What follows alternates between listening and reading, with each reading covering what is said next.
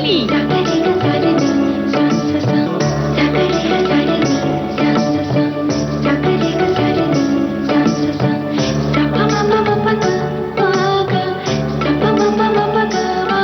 सखी सहेली।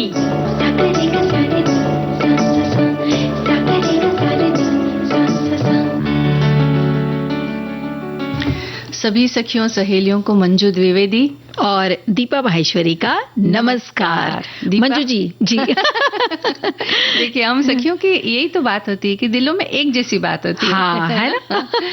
देखिए, आज सबसे पहले हम विषयों की बात करते हैं, लेकिन विषय से भी पहले थोड़ी स्वास्थ्य के बारे में बात करेंगे कि स्वास्थ्य जो है उसका ख्याल रखना कितना आवश्यक है और उसके लिए कुछ जरूरी चीजें जो होती है उनका हमें ख्याल रखना चाहिए। तो वो है। इसके अलावा देखो, फूल खिलने का मौसम है अभी। आप देखोगे हर चारों तरफ रंग बिरंगे फूल खिले हुए हैं, हर तरह के, हर रंग के। आप घर में सजाइए, आप खुद अगर गजरा बना के सजना धजना चाहती हैं, अगर हमारी सखियां, वो करिए। और अभी तो शादियां भी बहुत चल रही है ना, तो डेकोरेशन भी देखिए कितने अलग अलग सुंदर सुंदर देखने को मिलते हैं। हाँ, यानी कि फूलों का भी हमारे स्वास्थ्य से बहुत सीधा संबंध होता है। तो आपने उसको भी जोड़ दिया। फूलों की जो खुशबू होती है वो हमें बड़ी सुहाती और हमारे स्वास्थ्य पर अच्छा असर डालती है वो। तो आज हम फूलों की बात इसलिए कर रहे हैं क्योंकि आज व्यंजन का दिन है। तो व्यंजन जो है वो फूलों के व्यंजन किस तरह से बनाए जा सकते हैं, ये आज हम बताएंगे। क्या बात है, फूलों के व्यंजन। बिल्कुल, अगर श्रोता भी अगर किसी ऐसे फूल के बारे में जानते हो जिनसे कोई व्यंजन बनता हो तो वो हमें बता सकते हैं। बिल्कुल बताइए, क्या आपके घर में भी कोई ऐसा व्यंजन बनता है खास फूलों से? बिल्कुल जी। और क्या विषय है आज के? देखिए, बात जो आपने स्वास्थ्य की करी ना, तो कहीं ना कहीं वो अच्छी आदतों से भी जुड़ी रहती है ना। कि अच्छी आदतों में एक तो शुमार यही है कि वो बंदा जो भी अच्छी आदतें अपनाता होगा वो जरूर अपने स्वास्थ्य का भी ध्यान रखता होगा। और साथ में एक चीज सुनने में आई है, सुना भी है, कहीं दूर दराज का देखा भी, एक किसी का अनुभव पता चला है, तो लगा अपनी सखियों को बताना चाहिए। Cyber kidnapping. हाँ, यानी नई जो टेक्नोलॉजी आती है उसे हम अपनाते हैं और अपनाना जरूरी भी है, लेकिन उसके कुछ फायदे और कुछ नुकसान भी होते हैं। जी बिल्कुल। तो फायदे तो हमें लेना है, लेकिन नुकसान क्या है उसके बारे में हमें सावधानी रखना बहुत ज्यादा जरूरी है। तो साइबर किडनैपिंग के बारे में आज हम बात करेंगे। इसके अलावा जो हमने स्वास्थ्य की बात की थी, तो अगर हम आसन करते हैं, प्राणायाम करते हैं, तो एक योग के लिए जो एक मैट रखते हैं, उसका चुनाव हमें किस तरीके से करना चाहिए, किन बातों का थोड़ा ख्याल रखना चाहिए, तो आपका ये जो आसन करने का अनुभव है ये और भी अच्छा हो सकता है। और मंजू जी, ये थोड़ा सा ख्याल नहीं, ये बहुत जरूरी ख्याल है। क्योंकि अगर मैट आपका अच्छा नहीं हुआ तो वो जो अनुभव है स्वास्थ्य का और एक्सरसाइज का, यूं ही एक्सरसाइज करने में मन बहुत मुश्किल से लग पाता है, सद पाता है। और ऐसे में अगर ऐसा लगा ना कि थोड़ा सा फिसल गया तो हम बहाने बनाने लगते हैं। तो घर में कोई बहाना ना बना पाए, इसलिए मैट कैसे होने चाहिए। तो इन सब विषयों पर आज हमारी चर्चा होगी, लेकिन सबसे पहले साइबर किडनैपिंग की हम बात करते हैं। तो आजकल जो है साइबर किडनैपिंग, ये शब्द काफी चर्चा में, बहुत लोग इसके बारे में सुन रहे हैं। और हाल ही में कहीं हमने पढ़ा भी था, एक बच्चे की नकली किडनैपिंग हुई थी। नकली किडनैपिंग? हाँ बिल्कुल जी। हाँ, तो इस जो बच्चे की उम्र है वो 11 से 16 वर्ष के बीच के लगभग रही है, और जो ना ही वो बहुत छोटे होते हैं और ना ही पूरी तरह से परिपक्व होते हैं। यानी थोड़ी अकल तो आती है, लेकिन पूरी तो नहीं आ पाती। तो इंटरनेट की मदद से अपराधी ने बच्चे की जानकारी जुटाई, उसे फोन करके किसी अनजान या सुनसान सी जगह पर जाकर रहने के लिए कहा, और बात न मानने पर उसके माता पिता को जान से मारने की धमकी भी दी। और इस डर से बच्चा वहां जाकर रहने लगा जहां पर उसने बताया था जो जगह का नाम। और अपराधी ने बच्चे के परिजनों को फोन किया और कहा कि उनके बेटे का अपहरण हो गया है, उनसे लाखों रुपयों की फिरौती मांगी। जांच पड़ताल के बाद बच्चा सही सलामत मिल गया, उसका कोई अपहरण नहीं हुआ था। इस घटना के बारे में कुछ जानकारी जो है हमें अखबारों से और मीडिया से मिली थी। और ये देखिए कितना मुश्किल है ना, अब अगर 11 से 16 के बीच का कोई बच्चा होगा तो उसको समझेगा ही नहीं। वो डर जाएगा और वो जहां बोला जाएगा रो धो के वहां पहुंच ही जाएगा। बिल्कुल। और यहाँ जो माता पिता है वो परेशान हो जाएंगे। बिल्कुल, माता पिता की परेशानी तो जायज है जी। बिल्कुल, बच्चा कहाँ गया, किस हाल में है, क्या कर रहा होगा, क्या हुआ है उसके साथ, ऐसे बहुत सारे प्रश्न आते हैं जी। अब ये सवाल आता है सीधे कि क्या है ये साइबर किडनैपिंग। तो दूसरे ऑनलाइन ठगी की तरह मंजू जी, साइबर किडनैपिंग भी साइबर क्राइम का ही एक तरीका है। जैसे पैसे ऐंठ लिए जाते हैं या पैसे आपके अकाउंट में से निकल जाते हैं, कुछ इसी तरीके का है। इसमें अपराधी इंटरनेट की मदद से व्यक्ति की सारी जानकारी पहले तो इकट्ठा करता है। डेटा उसके पास जब पूरा हो जाता है फिर वो उसे कॉल करता है। वो व्यक्ति को धमका कर, डरा कर, या जैसे इस केस में हुआ था कि परिजनों को नुकसान पहुंचाने का हवाला दे देते हैं और फिर उसको बताई हुई जगह पर जाने के लिए कहते हैं। वीडियो कॉल या फोटो मांगकर उस पर नजर वो रखता है जो अपराध कर रहा है वो व्यक्ति, और फिर वही दूसरी तरफ व्यक्ति के घर पर फोन लगा करके और नकली तस्वीरें या वीडियो भेजकर उसका अपहरण का दावा करते हैं, जबकि असल में कोई अपहरण हुआ ही नहीं है। सही बात है जी। और कुछ अपराधी जो होते हैं वो पीड़ित व्यक्ति की नकली तस्वीर, आवाज या वीडियो बनाने के लिए एआई यानी कि आजकल आर्टिफिशियल इंटेलिजेंस का हम बहुत नाम सुन रहे हैं कि उसकी वजह से क्या क्या हो सकता है, इसके बारे में काफी जानकारी आजकल आ रही है। तो इसके बारे में हमें थोड़ा सा सावधान रहना चाहिए। तो एआई की मदद का सहारा लेते हैं और इस तरह से नकली तस्वीर, आवाज और वीडियो बनाते हैं। अपराधी किसी को भी अपना शिकार बना सकते हैं, लेकिन वो लोग या छात्र जो है वो अधिक जोखिम है जो परिवार से दूर अन्य राज्य या देश में रहते हैं। यानी कि अकेले रहते हैं तो वैसे भी कई बातों की तरफ उनका मन रहता है या फिर कई बातों से परेशान रहते हैं। जब हम परिवार के साथ रहते हैं तो हमारी परेशानी हम साझा कर पाते हैं। बिल्कुल, लेकिन अकेले रहते हैं तो चूंकि हर परिस्थिति से हमें खुद ही निपटना होता है, तो वो व्यक्ति या तो बहुत काम के दबाव में भी रहता है या थोड़ा परेशान तो ऐसे व्यक्तियों को निशाना बनाना उनके लिए आसान होता है। जी बिल्कुल। और अब ये है कि भाई सोशल मीडिया से सावधान रहना बहुत जरूरी। हम पहले भी ये बात कई अपने कार्यक्रमों में कर चुके हैं और बताते भी रहते, सखी सहेली पे हमारी सखियां भी साझा करती हैं। तो सोशल मीडिया या मैसेंजर पर अपनी निजी जानकारी ध्यान से साझा करना बहुत जरूरी है। परिवार में कौन कहाँ रहता है, दिनचर्या क्या है, ये सब साझा करने से बचें। हम खुशी खुशी में डाल देते हैं ना, हम यहाँ घूमने गए हैं। तो आदत होती है कि आपने सुबह क्या खाया है, आप कहाँ गए हैं, कहाँ जा रहे हैं, कितनी बजे आएंगे, कहीं घूमने जा रहे हैं तो कितने दिन में लौटेंगे जी। और उसकी वो लोकेशन भी डाल देते हैं। कहीं घूमने गए तो पिन कर देते हैं हम कि हम इस जगह पर हैं। तो ये सब जो अपराधी हैं उनके लिए तो डेटा है। बिल्कुल। तो इतनी सारी जानकारियां हमें साझा सोशल मीडिया पर नहीं करनी चाहिए। कभी कभी आप जब कोई खास इवेंट होता है उसके फोटो या कुछ जानकारी देते हैं वो ठीक है, लेकिन दिन रात की दिनचर्या और बाकी सारी बातें ये शेयर करना थोड़ा सा कभी कभी नुकसानदायक यानी कि इस तरह के प्लानर को अगर आपने साझा कर दिया तो आपके लिए तो वो खुशियों का खजाना हो गया, लेकिन उनके लिए वो डेटा हो गया है। बिल्कुल जी। और परिवार और खुद को अगर हमें सुरक्षित रखना है तो हमें क्या अपनाना पड़ेगा? तो पहले तो क्या है, आप सबूत जुटाएं। अगर आपके साथ अगर ऐसा हो गया इस तरह का जी तो सबूत जुटाएं और ठग से सबूत के तौर पर पीड़ित से बात कराने के लिए कहें। अगर वो किसी और व्यक्ति को पीड़ित बनाकर बात कराए तो उसके निजी सवाल और उनके जवाब मांग सकते हैं। यानी आपको कंफर्म करना है कि ये वही व्यक्ति हुआ है। जी। सवाल ऐसे होने चाहिए जिनका जवाब केवल पीड़ित और आप जानते हो, और जैसे कि कोई यादगार लम्हा या हास्य पल आदि, इनके बारे में आप बात कर सकते हैं। अगर बात करने से वो इनकार करता है तो उसे सवाल पूछने के लिए कहें और इस तरह से आप सबूत जो है वो जुटा सकते हैं। फिर अब क्योंकि घबराए हुए हैं तो ये बात तो रखनी है, लेकिन समझदारी से काम करना है।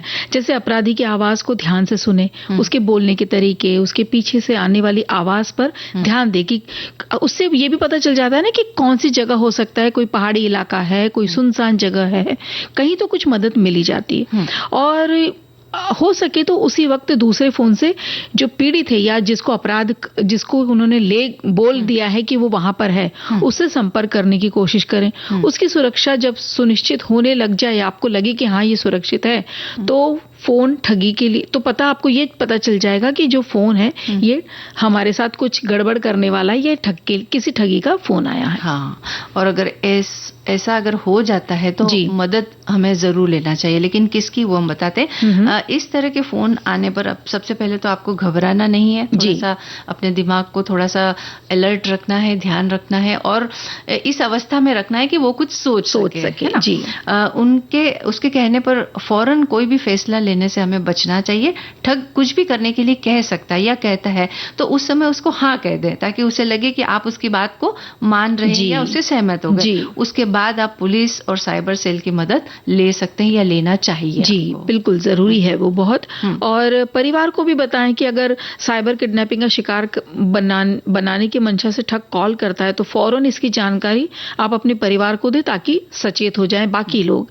और सबूत के लिए ठग की कॉल रिकॉर्ड कर लें या मैसेज का अगर मैसेज आता है तो उसका स्क्रीनशॉट ले लें। बिल्कुल। तो ये सब चीजें क्या है, आगे चल के आपको पुलिस या साइबर सेल को देने में मदद मिलेगी। हाँ। तो इसलिए बहुत जरूरी है कि अपने फोन और इंटरनेट का इस्तेमाल और सोशल मीडिया का इस्तेमाल हमेशा सतर्क, और ये आपको पता होना चाहिए कि आप जो भी इसका इस्तेमाल कर रहे हैं ये बिल्कुल सुरक्षित है। हाँ। और सुरक्षित ढंग से और ये भी दिमाग में बात रखनी चाहिए कि इसका दुरुपयोग हो सकता है। हाँ। तो कौन कौन सी बातें ऐसी हैं जो ना करें हम, यानी आप नई टेक्नोलॉजी से जुड़े, उसका उपयोग भी करें, लेकिन सावधान भी रहें। और अब देखिए हम एक गीत की तरफ बढ़ते हैं, क्योंकि ये भी जरूरी है कि इतनी बातों के साथ मनोरंजन किया जाए, है ना।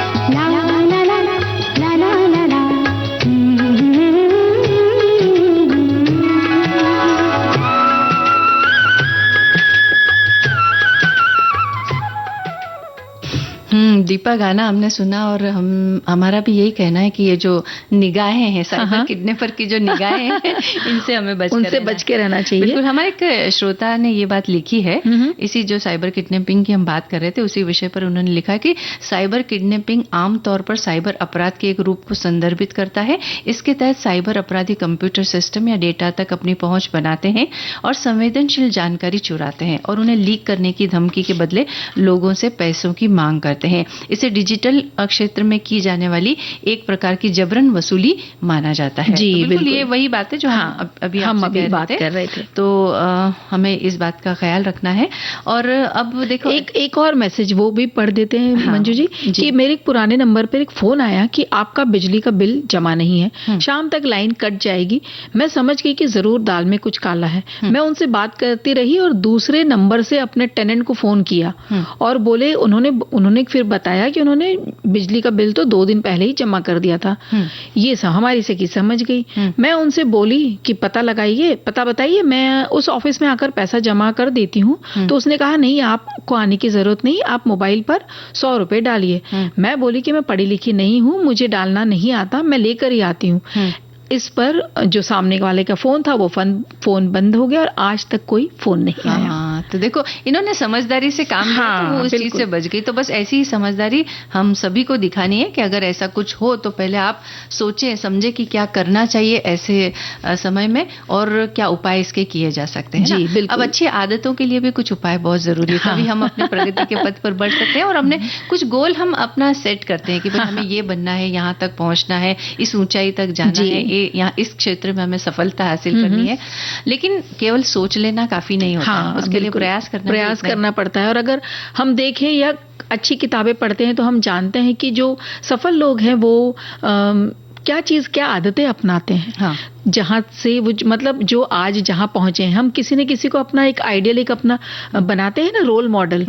तो वो कहां तक पहुंचे और वहां तक पहुंचने के लिए उन्होंने क्या क्या किया, क्या अच्छी आदतें अपनाई। तो बेशक अच्छी बातों में जैसे ये है कि हमेशा काम करने का प्लान पहले से उनका तैयार रहता है। यानी पहले तो आपको यहाँ पहुंचना, उसका पहले प्लान तो बनाइए। अगर हमने प्लान ही नहीं बनाया कि हमें यहाँ तक पहुंचने के लिए किस किस स्टेप से गुजरना है और कहाँ कहाँ हमें क्या काम करना पड़ेगा, तब हम यहाँ तक पहुंचेंगे। जैसे कि हमें घर से ऑफिस आना है, अब हमें ये तो सोचना पड़ेगा कि पहले हमें तैयार होना है, अपना बैग जमाना है, उसमें पानी की बोतल भी रखनी है, खाना भी रखना है। उसके बाद हमें जिस भी हम साधन से आ रहे हैं, अपनी गाड़ी से आ रहे हैं या ऑटो से आ रहे हैं, तो उसके लिए हमें पैसा भी रखना है और उसके बाद हम यहाँ तक पहुंचेंगे। तो ये एक प्लानिंग हुई। इसी तरह जीवन में आगे बढ़ने के लिए उन सब कामों की प्लानिंग करनी पड़ती है जिस रास्ते से हमें आगे बढ़ना चाहते हैं। फिर जो आदतें जो शुमार रहती है, जो आगे जो सफल बहुत हो चुके हैं वो अपनी गलतियों से जरूर सीखते हैं। तो हमें भी ध्यान रखना है कि गलतियां जहां पे भी गलती हुई तो गलती को स्वीकार भी कर लिया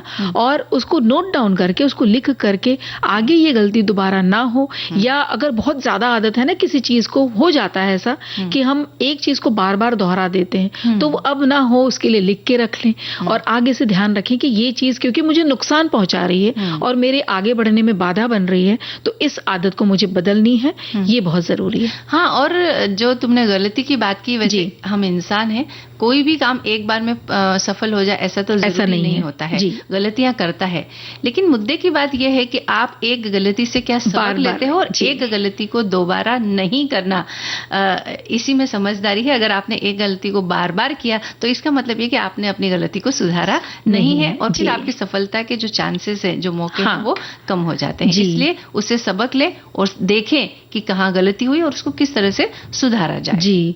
और जो प्लानिंग की बात हो रही थी ना कि प्लान करके चलते हैं, तो उनको लिखने की जरूर आदत होती है। कुछ ना कुछ नया जरूर लिखते रहते हैं अपने अनुभव के बारे में, या जैसे चलिए मान लीजिए कि प्लान के बारे में कि आज का दिन या अगले हफ्ते का या पूरे एक हफ्ते का या पूरे एक महीने का मेरा क्या क्या शेड्यूल है और हमें कहाँ कहाँ जाना है। तो वो हमेशा लिखते हैं। और जिनके लिखने की आदत होती है ना, वो कुछ ना कुछ अलग भी चीजें लिखते हैं, कुछ कहानियां लिखते हैं या कोई अनुभव को साझा करते हैं, या उनको क्या लगता है कि जैसे गलतियों की बात की तो मुझसे ये गलती हुई, मैं अब ये नहीं करूंगा। तो इसके लिए कई बार ऐसा होता है ना कि हम कुछ अपने लिए सकारात्मक लाइन्स लिखते हैं। जैसे कई सिखाते हैं साइकोलॉजिस्ट कि आप उसको 5 दफा लिखिए, 21 दिन तक लिखिए, तो आपकी जो आदत जिससे कि आप परेशान हो रहे हैं वो चली जाएगी। हमारी सोच में परिवर्तन आता है जब हम एक ही चीज को दोहराते हैं, बार बार सुनते हैं, बार बार लिखते हैं या बार बार देखते हैं, तो हमारी सोच में परिवर्तन आता है। और जब सोच में परिवर्तन आता है तो परिणामों में भी परिवर्तन आना निश्चित हो जाता है। इसके अलावा जो लोग बहुत प्रगति करते हैं या सक्सेस होते हैं, उनके अंदर एक और बात होती है कि उनकी दिनचर्या बहुत एक निर्धारित तरीके से चलती है, कि जैसे कि सुबह उठने का उनका समय निश्चित होता है, रोज व्यायाम करना, क्योंकि स्वास्थ्य को भी अच्छा रखना। अगर स्वास्थ्य ही आपका बिगड़ गया तो आप काम जो आप लेकर के सोच करके आए कि ये करना, वो कैसे करेंगे, सफल नहीं हो पाएंगे। जी बिल्कुल। तो उन लोगों की जो दिनचर्या पर अगर आप नजर डालेंगे तो वो इतनी व्यवस्थित होती है कि उनका खाने का, सोने का, व्यायाम करने का और काम करने का जो समय है वो बिल्कुल नियत होता है, निश्चित होता है, और वो उसको बड़ी कठोरता के साथ उसका पालन करते हैं। जी बिल्कुल। ये हम सबको करना है अगर हम चाहते हैं कि हम प्रगति करें तो। बिल्कुल। और एक संदेश भी यहाँ पढ़ते चलते हैं मंजू जी, कि एक संदेश आया है कि छोटी शुरुआत करके लगातार बने रहकर सकारात्मक सुदृढ़ीकरण करके उसका उपयोग करके एक जवाबदेही भागीदार ढूंढकर और अपनी प्रगति पर नजर रखकर आप सफलतापूर्वक अच्छी आदतें स्थापित कर सकते हैं जो आपके लक्ष्यों को प्राप्त करने में मदद करेंगी और आपके समग्र कल्याण में सुधार करेंगी। हाँ, और एक श्रोता हमारे ये भी लिख रहे हैं कि अच्छी आदतें और प्रगति, भाई आदत और वो भी अच्छी है, अरे प्रगति तो बहुत ही बड़ी बात है। फिर अच्छा का विश्लेषण ही सापेक्षता परख है। ये पढ़ाई, ये अच्छाई लोगों की प्रकृति के साथ भी तुलती है, फिर भी लगता है कि अच्छाई का कुछ मानक तय है। फिर आदतें हमारे स्वभाव में शुमार होती है, इनके अपने सेहत से भी संबंध है। लेकिन प्रगति, हाँ प्रगति ही बस केवल अपनी दृढ़ संकल्प को हमें दर्शाया करती है। यदि हम अपने प्रगति के लिए दृढ़ संकल्पित हैं, फिर हमें कोई ताकत अपने प्रगति के पथ से विचलित नहीं कर सकती है। हाँ, बस केवल प्रगति की दिशा और अपने दशा का ज्ञान होना जरूरी है। जी, जो हम बात कर रहे थे कि भाई प्लानिंग की बात जो हम लोग ने करी है, हाँ। कुछ इसी तरह की बात हमारे श्रोताओं ने लिख भेजी है। एक और आया है कि अच्छी आदत और नैतिकता स्कूल की किताबों में पढ़ी और जीवन की आपाधापी में हम भूल गए। जीवन में प्रगति के लिए दृष्टिकोण महत्वपूर्ण है। सकारात्मकता और हार न मारने का जज्बा आगे बढ़ने में सहायता करता है। अच्छी आदत में समयबद्धता सबसे जरूरी है, जो अभी तक हमने अपनाई है। अच्छा तो ये बहुत ही अच्छी बात है अगर आप समयबद्ध रहते हैं और हर काम समय पे करते हैं। वैसे हमारे जो विषय होते हैं ना दीपा, हमारे श्रोता उससे संबंधित बहुत सारी बातें जो हम कहना चाहते हैं वो खुद कह देते हैं, जिसमें लिख देते हैं। तो और वो भी इतनी सटीक होती ना बातें कि हम सोचते हैं कि नहीं, हम अपनी बातें रहने थे, अपने श्रोताओं के जो विचार हैं वो पहले वो ज्यादा साझा करनी चाहिए। एक श्रोता हमारे ये भी लिख रहे हैं कि जीवन के विभिन्न क्षेत्रों में सफलता प्राप्त करने के लिए अच्छी आदतें स्थापित करना महत्वपूर्ण है। छोटी शुरुआत करके लगातार बने रहकर सकारात्मक सुदृढ़ीकरण का उपयोग करके एक जवाबदेही भागीदार ढूंढकर और अपनी प्रगति पर नजर रखकर आप सफलतापूर्वक अच्छी आदतें स्थापित कर सकते हैं जो आपके लक्ष्यों को प्राप्त करने में मदद करेंगी और आपके समग्र कल्याण में सुधार करेंगी। जीवन में अच्छी आदतें स्थापित करने के लिए सबसे महत्वपूर्ण क्षेत्रों में से एक है आपका आहार। लंबे और खुशहाल जीवन जीने के लिए रोजाना पौष्टिक आहार खाना बेहद जरूरी है। बड़ी सटीक बात इन्होंने जी बिल्कुल। बहुत एक गाना यहाँ पर सुन लेते हैं, फिर वो भी तो जरूरी है। हाँ, वो भी जरूरी है। जिसके सपने हमें रोज आते रहे, दिल लुभाते रहे, ये बता दो, ये बता दो कहीं तुम वही तो नहीं, वो जिसके सपने हमें रोज आते रहे, दिल लुभाते रहे, ये बता दो कहीं तुम वही तो नहीं।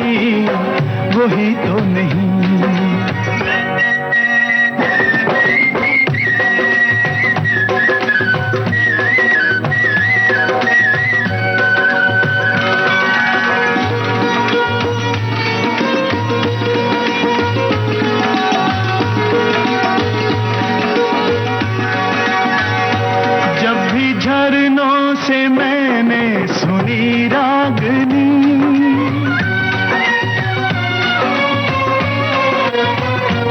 जब भी झरनों से मैंने सुनी रागनी, मैं ये समझा तुम्हारी ही पायल बजी। ओ जिसकी पायल पे, ओ जिसकी पायल पे हम दिल लुटाते रहे, जान लुटाते रहे, ये बता दो कहीं तुम वही तो नहीं, वही तो नहीं। जिसके रोज रोज गीत हम गाते रहे, गुनगुनाते रहे, ये बता दो कहीं तुम वही तो नहीं, वही तो नहीं।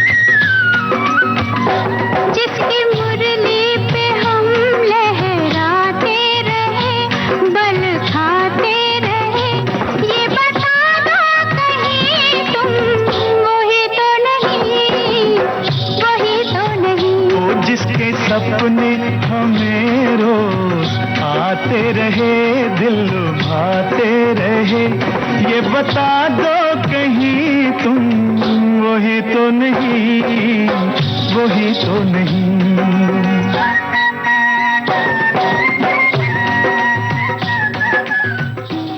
हाँ दीपा, देखो ये गीत तो हमने सुन लिया जी, लेकिन अब हमें श्रोताओं को कुछ बताना है। ये बताना है कि ये जो समय है ये ब्रेक का समय है। ब्रेक के बाद लौटते हैं और भी बातें होंगी।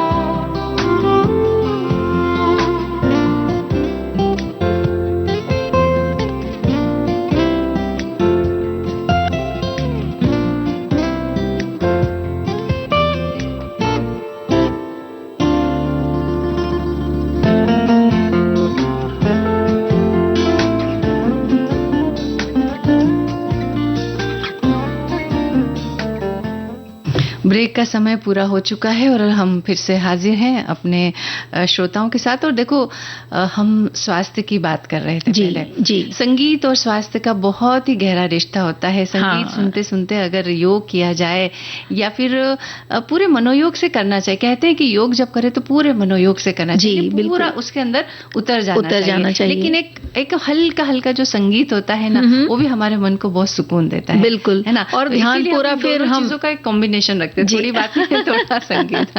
हाँ बोलो। हाँ, कह रहे थे यही कि जब जो धीमा धीमा म्यूजिक जो संगीत चलता रहता है या आपके पसंद की कोई धुन लगा लीजिए और फिर हम अपना जो भी योगा करते हैं, योगासन करते हैं और या कोई कठिन कर लेता है, कोई भाई सरल वाले कर लेता है, तो उसका एक अच्छा माहौल बन जाता है। हाँ, लेकिन उसके लिए कुछ सावधानियों की जरूरत होती है। जी, आज हम योगा मैट के बारे में बात करने वाले हैं, लेकिन ये जो बातें हम कहने वाले हमारे श्रोताओं ने बहुत सारी बातें, हाँ वही अभी हम ब्रेक में यही बात कर रहे थे। हम सखियों को बता देते हैं चुपके से कि हम यही बात कर रहे थे कि जो हम कहना चाहते हैं वो तो हमारी सभी सखियों ने लिख दिया। तो हमारे एक श्रोता ये लिख रहे हैं कि कहा जाता है कि योग करने से किसी तरह के योग योग करने के लिए किसी तरह के उपकरण की आवश्यकता नहीं होती, बस थोड़ी सी जगह काफी होती है। लेकिन एक चीज है जिसके बगैर योग करना थोड़ा मुश्किल होता है, और वो है योगा मैट। वैसे तो आप योग मैट की जगह बेडशीट या छोटे कारपेट्स का भी इस्तेमाल कर सकते हैं, लेकिन योग मैट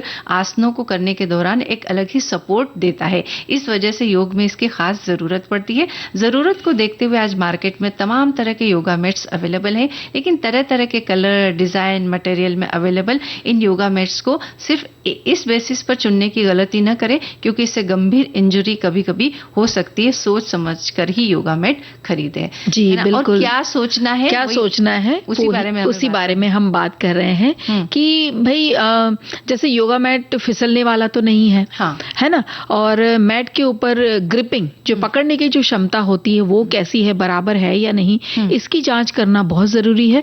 क्योंकि आसन के दौरान अगर हाथ या पैर कहीं फिसल गया तो गिरने की आशंका बनी रहती है। बिल्कुल।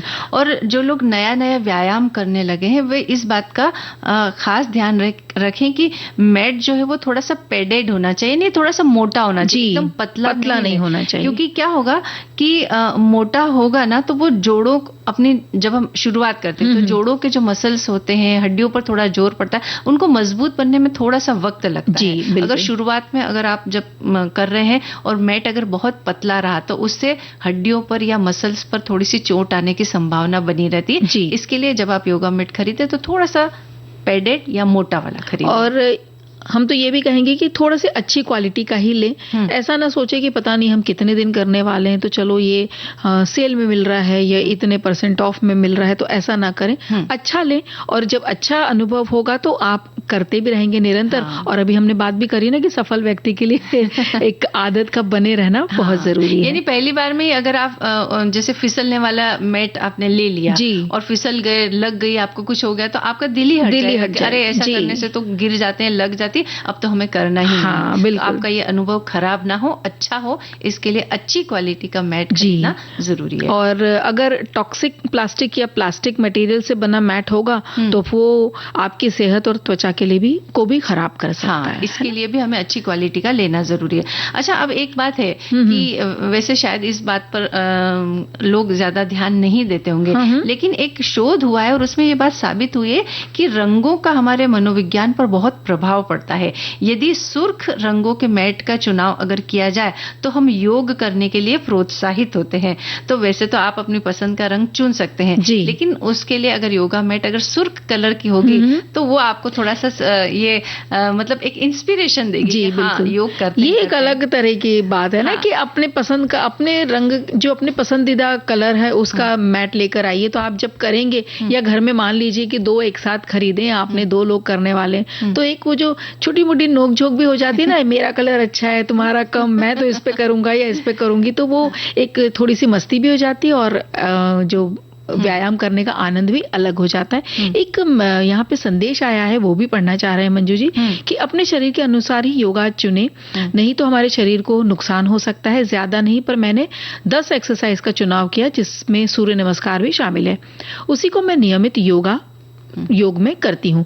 किसी कारण से सुबह नहीं हो पाता तो शाम को करती हूँ। योगासनों के अभ्यास के लिए आपको एक बेहतर योगा मैट की जरूरत पड़ती है। आमतौर पर लोगों का कहना है कि योगा मैट कैसा भी हो उससे कोई फर्क नहीं पड़ता, मगर यह बात सही नहीं है। देखिए, हमारी सखी भी मानती है इस बात को। योगा मैट चुनने से पहले आपको अपने लिए सही योगासनों का चुनाव करना चाहिए। अगर आप किसी उद्देश्य से योगा कर रहे हैं तो उसके लिए आपको किन योगासनों को करना पड़ेगा, इसकी भी जानकारी जरूर लें। अगर आप सामान्य रूप से स्वस्थ रहने के लिए योगा करना चाहते हैं तो अच्छे रिजल्ट के लिए आपको अपने लिए निश्चित योगासनों का चुनाव करना जरूरी है। कुछ लोग जोश में पहले योगा मैट तो खरीद लेते हैं, मगर थोड़े दिन बाद जब उत्साह खत्म हो जाता है तो मैट किसी कोने पर पड़ी होती है। तो ऐसा नहीं करना है कि आपका जो मैट है वो धूल खा रहा है, ऐसा नहीं करना है, बल्कि उसका उपयोग करना है अगर स्वस्थ रहना है तो। एक श्रोता की ये बात हम साझा करना चाहते हैं कि योगासन वैसे तो आराम के लिए किए जाते हैं, लेकिन कुछ आसनों को करने के लिए बॉडी को झुकाना और मोड़ना पड़ता है, जिसमें बॉडी के खुद के बैलेंस के साथ ही मैट के सपोर्ट की भी आवश्यकता होती है। तो ऐसे में अगर आपका मैट अच्छे मटेरियल का न हुआ तो इससे गंभीर चोट लग सकती है। ऐसे में इससे बचाव के लिए जरूरी है कि आप सही मटेरियल वाला योगा मैट चुने। ज्यादातर योगा मैट्स पीवीसी के बनाए जाते हैं जो बेस्ट होते हैं और लंबे समय तक चलते हैं, लेकिन आजकल कॉटन और रबड़ के योगा मैट भी मार्केट में अवेलेबल है। कॉटन या रबड़ वाले योगा मैट बहुत जल्दी खराब हो जाते हैं। इसके अलावा कॉटन के मैट में फिसलन भी ज्यादा होती है और रबड़ के मैट में बहुत बदबू आती है। तो ये इन्होंने अलग अलग तरह का एक वर्गीकरण किया और अपना अनुभव उन्होंने बताया। आप अपने विवेक से सोचें कि कौन सा अच्छा मटेरियल है और कौन सा आपके लिए सुटेबल है। जी, और साथ में ये भी अच्छी बात है ना कि मतलब ध्यान रखने वाली बात ये भी है मंजू जी कि खरीदने से पहले आप योगा प्रशिक्षक से ही पूछ लें या किसी मित्र से सलाह ले लें कि भाई आप कर रहे हो, कोई ऐसा मित्र जो काफी टाइम से कर रहा है तो उससे पूछ ले कि कौन सा आप इस्तेमाल कर रहे हैं या कौन सा लेना चाहिए। तो उसमें आपके पैसे भी बर्बाद नहीं होंगे, जो सही चीज है वो सही आपके घर पर आ जाएगी। और मैट खरीदने से पहले उसे ट्राई करना बहुत अच्छा होगा। अगर कुछ मिनट के लिए मैट पर खड़े होकर संतुलन बनाकर बैठकर और कुछ मुद्राएं करके देख लें तो बात ही क्या है, फिर तो बहुत चल जाएगा कि हाँ ये मेरे लिए अच्छा है या नहीं, ये मैं इसमें आरामदायक कर रहा हूं और सुविधा मुझे इसमें लग रही है या नहीं। और हमारी सुविधा अब किस में है? गाने में है। यूं ही तुम मुझसे बात करती हो,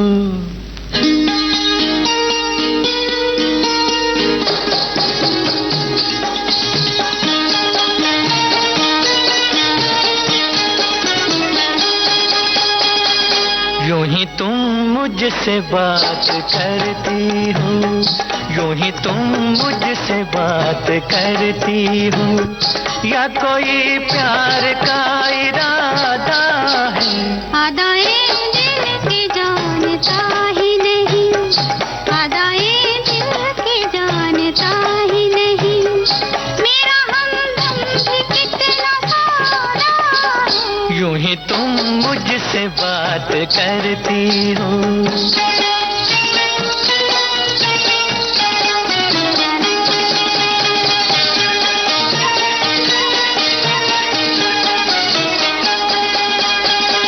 रोज आती हो तुम ख्यालों में, रोज आती हो तुम ख्यालों में, जिंदगी में भी मेरी आ जाओ, बीत जाए न ये सवालों में, इस जवानी पे कुछ तरस खाओ।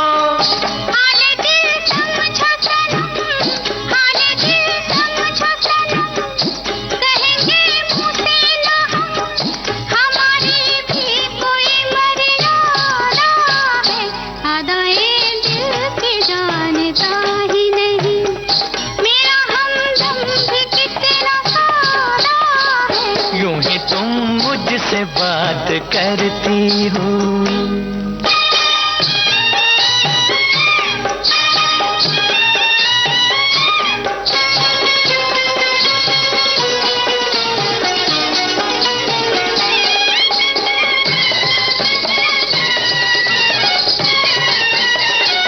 भोलेपन में है वफा की खुशबू, भोलेपन में है वफा की खुशबू, तुझ पे सब कुछ न क्यों लुटाऊं मैं, मेरा बेताब दिल ये कहता है, तेरे साए से लिपट जाऊं मैं। मुझसे ये मेल तेरा, मुझसे ये मेल तेरा, ना हो एक खेल तेरा, ये करम मुझ पे कुछ ज्यादा है। यूं ही तुम मुझसे बात करती हो, या कोई प्यार का इरादा है? आदाए दिल की जानता ही नहीं।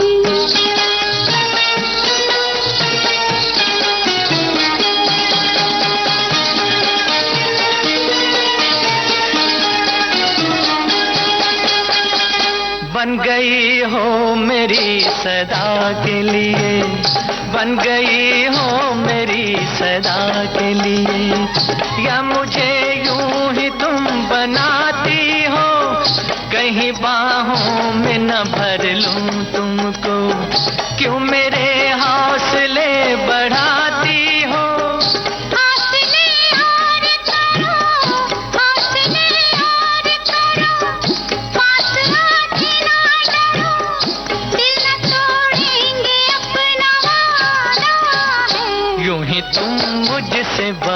करती हूँ, या कोई प्यार का इरादा है। अदाएं दिल के जानता है। दीपा, इन दिनों फूलों की जो अदाएं हैं ना जी, वो हमें बड़ा मोहित कर रही हाँ। है ना? मौसम ही कुछ ऐसा है, फूलों जी, के खिलने का मौसम बिल्कुल। है। और ये जो फूल होते हैं हमारे जीवन को महकाते हैं, हमारे घर आंगन को महकाते हैं, बड़े प्यारे लगते हैं, बिल्कुल, आंखों को और भी सुकून देते हैं। सुकून देते हैं। और जब घर के आंगन में या बालकनी में लगे होते हैं तो हम तुरंत जाके देखते हैं ना सुबह कि आज फूल कितने खिले हैं, हाँ। कहीं किसी की पत्तियां ज्यादा झड़ तो नहीं गई हैं, या आज इसमें कम लगे हैं। इस तरह की बातें हम खुद से ही करने लगते हैं। आकर्षित करते हैं, आकर्षित फूलों में। करते हैं। इन दिनों तुमने देखा होगा कि जो आम के पेड़ हैं उसके ऊपर भी बहुत सारे फूल आए हुए हैं। जी। हालांकि वो फूल बहुत ऐसे खिले हुए नहीं रहते, बहुत छोटे छोटे होते हैं, जी। लेकिन खुशी इस बात की होती है कि यहाँ आम आएगा, आम केरी आएगा, आएगी। जी। तो वो चीज भी हमें आकर्षित करती है। तो आज हम फूलों से भी कुछ व्यंजन बना सकते हैं, तो वो व्यंजन आज हम आपको जी। बताएंगे। सबसे पहले ना, कचनार की कली जो होती है, अब ये कचनार क्या है, बहुत सारे लोगों को शायद सोच रहे होंगे कि ये कचनार क्या हाँ, है। हाँ। कांचन भी इसे कहा जाता है, जी। और आयुर्वेद में इसका बहुत वर्णन मिलता है, क्योंकि एक कांचनार गुग्गुल करके एक दवाई आती जी, है, वो जी। भी इस कांचन के पेड़ से बनती है। और आपने देखा होगा कि जो दशहरा का दिन होता है उसमें हम एक पत्ता देते हैं, हाँ, सोना पत्ता, सोना जिसे पत्ता कहते हैं, जिसको वो बोलते इसी हैं। पेड़ का पत्ता होता जी। है ना, कांचन जी। के पेड़ का है, तो उसी को हिंदी में कहते हैं कचनार कचनार। कहते हैं। तो कचनार जो है आयुर्वेद के दृष्टिकोण से अगर देखें तो स्वास्थ्य के लिए बड़ा ही एक लाभप्रद एक पेड़ माना जाता है, उस जिसकी हम कई बार पूजा भी किया करते हैं कुछ जी। अवसरों पर। तो कचनार की इन अभी जो फूल खिले हुए हैं, आपने देखा होगा कि एक गुलाबी और एक पर्पल कलर का एक मिश्रित एक कलर होता है, और काफी बड़े बड़े उसके फूल होते हैं जो दूर से ही हमें आकर्षित करते हैं। अगर उसका पेड़ कहीं लगा हुआ है और फूल खिले हैं तो हम दूर से ही देखकर उन फूलों की तरफ आकर्षित हो जाते हैं, इतने सुंदर उसके फूल होते हैं। तो इनकी जो कलियां होती है उनकी सब्जी बनाई जा सकती है। अरे वाह, तो वो जरूर कैसे कैसे बनती है, हम भी जानना चाहेंगे। बिल्कुल। अगर इसके लिए जो सामग्री की आवश्यकता है उसकी अगर हम बात करें तो सब्जी बनाने के लिए हमें जो जो भी मसालों की आवश्यकता होती है बस वो लेने हैं, और कचनार की कलियां लेनी है ना। और करना क्या है कि सब्जी के लिए 200 ग्राम हमें कचनार कली लेकर उसको साफ करें, और मोटी डंडियां अगर उसकी है तो उसको तोड़कर अलग करते हैं, और इन कलियों को अच्छी तरह से 2-3 बार साफ पानी से धो लेना है। फिर एक बर्तन में 2 ग्लास पानी और आधा छोटा चम्मच नमक मिलाकर उसे उबालना है, और पानी में उबाल आने के बाद कचनार की इन कलियों को पानी के अंदर डाल दें, और फिर से उबाल आने के बाद 3 से 4 मिनट तक इसको उबलने दें। फिर पानी को छान करके अलग कर दें, यानी कि अब पानी, उबला हुआ पानी अलग हो गया और कचनार की कलियां ये अलग हो गई है। अब 2-3 हरी मिर्च बारीक कटी हुई, एक टुकड़ा अदरक और इनका कद्दूकस किया हुआ जो पेस्ट है वो बनाए। कढ़ाई में तेल गरम कर ले, 1 चुटकी हींग, जैसे कि हम सब्जी का जो बघार, 1 चौक हींग डालना है, आधा छोटा चम्मच जीरा तड़कने के बाद 1/4 छोटा चम्मच उसमें हल्दी पाउडर डालें, धनिया डालें, हरी मिर्च डालें, अदरक का पेस्ट डालें। इन सब चीजों को थोड़ा सा पानी डाल करके भून लें। उसमें थोड़ा लाल मिर्च, नमक, गरम मसाला डाल सकते हैं, और खटाई के लिए आप थोड़ा सा अमचूर पाउडर डाल सकते हैं। ये सब जब अच्छी तरह से मिक्स होकर के सीज जाए तो उसके बाद में आपको ये कचनार की उबली हुई कलियां उसके अंदर डाल देनी है। हाँ, क्योंकि पहले ही उबल चुकी हैं। हाँ जी। और इसको अच्छी तरह से एक बार उबाल लें। जब सब्जी ये तैयार हो जाए तो ऊपर से धनिया डाल दें, और फिर उसके बाद में आप इसको पूरी के साथ, पराठे के साथ खाएं। क्या तो बात है। आपको स्वास्थ्य भी देगी, स्वाद तो देगी ही, जी, स्वास्थ्य भी देगी। तो क्या बात है, ये तो एक पौष्टिक, सुंदरता भरी हुई, मतलब रंगीन पौष्टिक व्यंजन हो गया। अब गुलाब की पंखुड़ियां के कई लोग बनाते ही हैं, अपना गुलकंद बनता है। तो देखिए, लेकिन एक हमारी सखी ने भी लिख भेजा है कि कैसे बनाती है वो। गुलाब की पंखुड़ी को एक शीशे के जार में धोकर सुखाकर रख दें। अब इसमें जितना फूल है उसका आधा जो है चीनी डालकर धूप में कुछ दिन के लिए रखने के लिए रख दें, और चीनी और गुलाब की पत्तियां घुल मिल जाएं, ऐसा उसको रखना है, धूप में रखना, और थोड़ा हिलाते भी रहना है। कुछ दिन में सूख जाती हैं और इससे गुलकंद तैयार हो जाता है, क्योंकि धूप में रखेंगे तो चीनी पिघलेगी ही, और धीरे धीरे वो कड़क होकर के हल्की चाशनी का भी रूप लेगी। और इसके अलावा गुलाब की पत्तियों से गुलाब का सिरप बनता है, स्क्वैश बनाया जाता है, जो कि गर्मियों के लिए बहुत अच्छा होता है और शरीर में ठंडक पहुंचाता है। चलिए, गीत भी हमको बहुत ठंडक पहुंचाते। एक गीत सुनते हैं, कुछ और रेसिपी हम बताएंगे जी।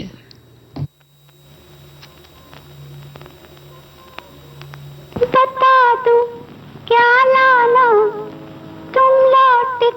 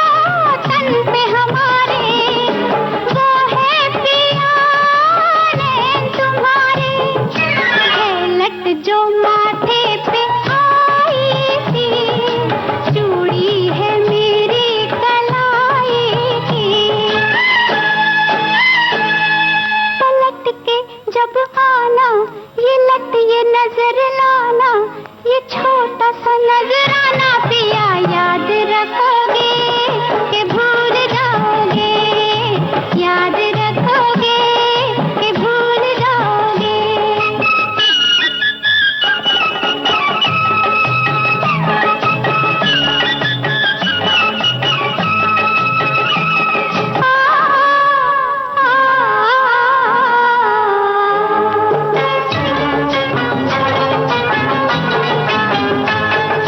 चाहत से ये मांग भरूंगी, चाहत से ये मांग भरूंगी, बिंदिया का मैं काह करूंगी, माथे पे लागे सुहानी सी, होठों की तेरे निशानी सी।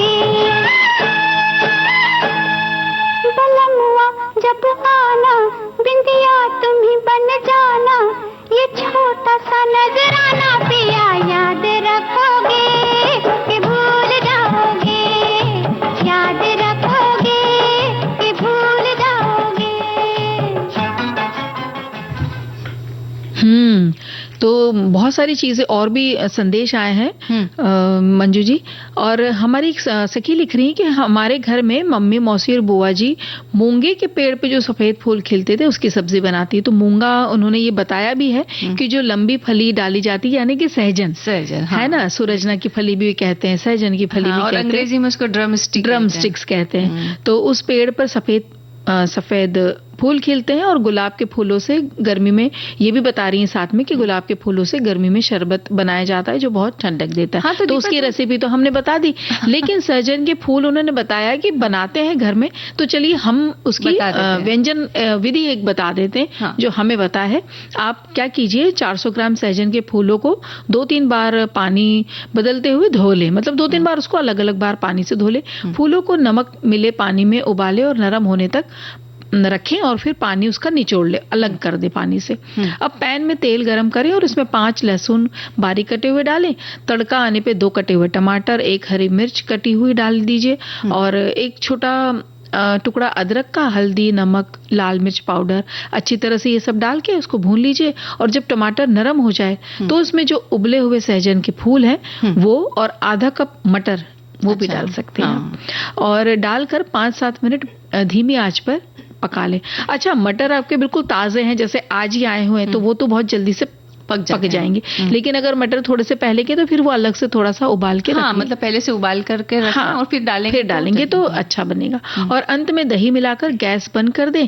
तैयार सब्जी को आप चावल, रोटी, पराठा किसी के भी साथ खा सकते हैं। और वैसे सहजन भी हमारे स्वास्थ्य के लिए बहुत अच्छा है। जो ये तो फूलों की बात हुई, तो जो हम ड्रम स्टिक सहजन, वो तो हम सांभर में तो डलता ही है। उसके पत्तों की भी सब्जी बनाई जाती है, उसके पत्तों की भी बनाई जाती है और जो सहजन का सूप भी बहुत ही स्वादिष्ट लगता है। बिल्कुल। अब हम केले के फूल के वड़े बनाना बताएंगे। हाँ। केले का जो फूल होता है ना, उसकी भी सब्जी बनती है, लेकिन आज हम वड़े कैसे बनते हैं उसके वो बताएंगे जी। तो वैसे हमने दाल के वड़े जो है वो तो हमने बहुत बार खाए हैं, लेकिन इसके वड़े किस तरह बनाने हैं। 1.5 कप केले के फूल काटकर दही में उसको डुबा करके थोड़ी देर के लिए रख देना है। अब ये हम यहाँ बताना चाहते हैं कि केले के फूल जो होते हैं ना, उसमें एक थोड़ी सी एक कड़क सी चीज होती है, तो पहले उसको निकाल करके आप अलग कर लें, नहीं तो वो जब आप खाएंगे तो वो मुंह में आएंगे, है ना। तो ऐसा हमें कर लेना। 1.5 कप चना दाल धोए और उसको 4 घंटे के लिए गला दें। इसमें 4 हरी मिर्च और 2 छोटी चम्मच सौंफ मिला करके उसको दरदरा पीस ले।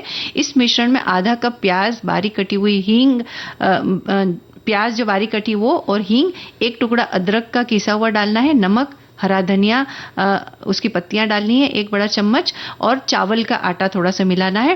और जो केले के जो फूल है उसको हमें मतलब दही में से निकाल करके इन फूलों को एकदम से निचोड़ ले और ये जो दाल का जो मिश्रण है ना जी, हाँ, इसके अंदर इसको मिला करके एक बैटर हमको तैयार कर लेना है। अब एक पैन में थोड़ा सा तेल गरम करें और थोड़े से बैटर से टिक्की जैसा आप बना लें और उसको गरम तेल में सेक लें और ये जो टिकिया आपकी तैयार हो जाएंगी, यानी कि जी, वड़े भी इसको वड़े बोल जो, सकते हैं, वो जी। तैयार हो जाएंगे। और नारियल की चटनी या किसी भी सॉस के साथ इसको हम सर्व कर सकते जी। हैं। और एक चीज बता देते हैं, पकोड़े बना, कद्दू के पकोड़े भी बना, कद्दू के जो फूल होते हैं ना, उसके पकोड़े उसके भी भी बन पकोड़े, सकते हैं। अच्छा। हाँ, तो बिल्कुल बता देते हैं। हाँ। समय है हमारे पास में अभी थोड़ा सा, तो करना क्या है कि कद्दू के 10 फूल लेकर के उसके डंठल आदि निकाल ले। अब देखिए कद्दू जितना बड़ा जो सब्जी है, तो उसका फूल भी काफी बड़ा होगा, जी। है ना। तो उसके डंठल वगैरह जो है वो निकाल लेना है, उसको काट लें अच्छी तरह और अच्छी तरह धो लें। 100 ग्राम बाजरे का आटा लें, 1 बड़ा चम्मच चावल का आटा, 1 छोटा चम्मच हल्दी पाउडर, आधा छोटा चम्मच लाल मिर्च पाउडर, नमक और पानी मिलाकर एक गाढ़ा बैटर तैयार कर लें। हल्का सा गर्म तेल डाल करके अच्छी तरह उसको मिला ले। और अब क्या करना है कि पैन में तेल गरम करें। जब तेल गरम हो जाए तो 2 फूल के टुकड़े लेकर के बैटर में डालें, जैसे कि हम आलू के चिप्स के बैटर में वैसे डालते हैं, बिल्कुल उसी तरह फूल को हमको जी। डालना है और गर्म तेल में डालकर उसको सुनहरा रंग आने तक सेक लेना है या तल लेना। इस तरह से सभी फूलों के पकोड़े बना ले, उसको हरी चटनी के साथ सर्व करें तो ये कद्दू के फूलों के पकोड़े तैयार हो जाएंगे। और अब हमारा गाना भी तैयार है जी।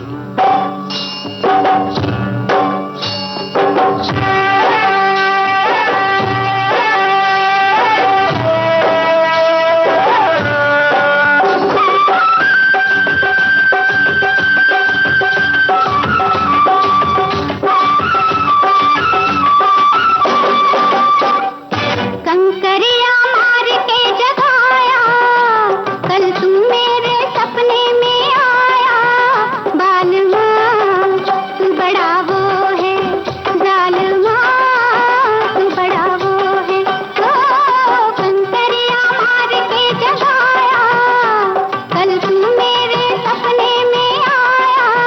बालमा तू बड़ा वो है, जालमा तू बड़ा वो है।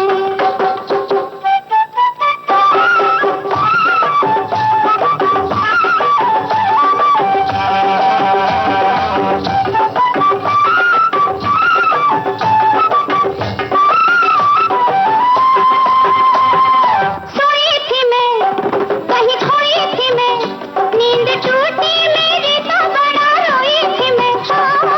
सोई थी मैं, कहीं खोई थी मैं, नींद टूटी मेरी तो बड़ा रोई थी मैं।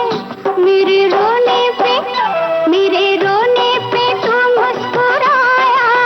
बालमा तू बड़ा वो है, जालमा तू बड़ा वो है।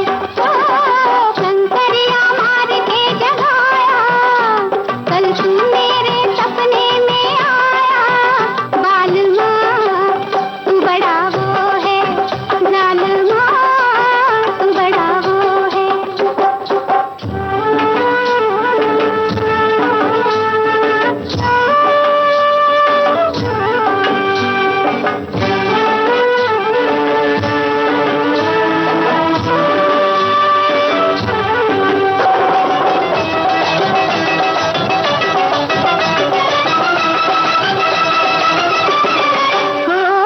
पूछा अगर तू काहे आया इधर, बोला अनजाने रही भूल गया डगर।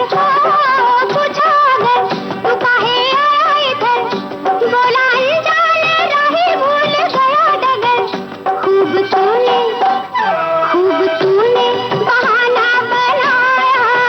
बालमा तू बड़ा वो है, जालमा।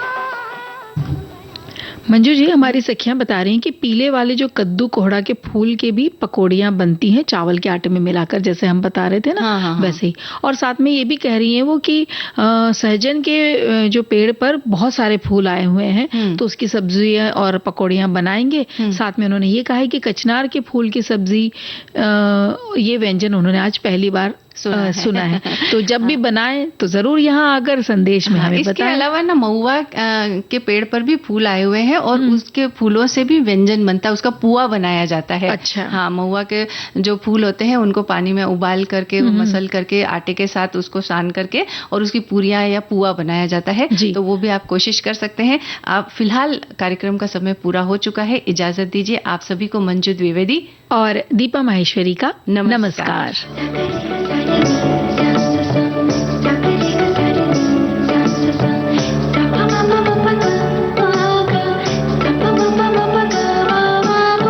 सखी सहेली।